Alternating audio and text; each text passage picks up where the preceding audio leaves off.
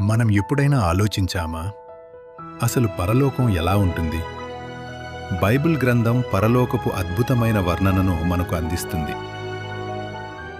ఇది కేవలం ఒక ఊహ కాదు, దేవుడు తన పిల్లల కోసం సిద్ధం చేసిన నిత్య నివాసం. అక్కడ సూర్యుడు గాని చంద్రుడు గాని ప్రకాశించవలసిన అవసరం లేదు, ఎందుకంటే దేవుని మహిమే ఆ పట్టణానికి వెలుగునిస్తుంది. ఆ పట్టణపు ప్రాకారం సూర్యకాంతమణితో నిర్మించబడింది. అది ఎంతో ఎత్తుగా మహిమతో నిండి ఉంటుంది.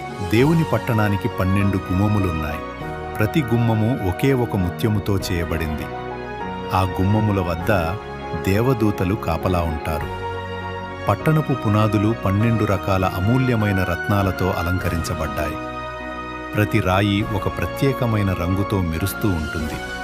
పట్టణపు రాజవీధి స్వచ్ఛమైన బంగారముతో చేయబడింది.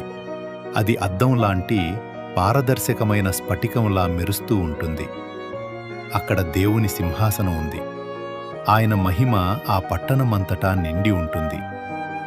గొర్రెపిల్లయే దానికి దీపమై ఉన్నాడు. దేవుని సింహాసనం నుండి స్ఫటికం లాంటి స్వచ్ఛమైన జీవజల నది ప్రవహిస్తుంది. అది నిత్య జీవానికి చిహ్నం. ఆ నదికి ఇరుప్రక్కల జీవవృక్షం ఉంది.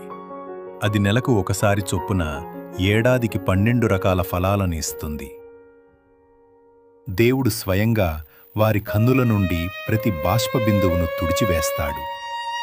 అక్కడ పరిశుద్ధులు తెల్లని వస్త్రాలు ధరించి దేవుని సన్నిధిలో ఆనందంగా గడుపుతారు.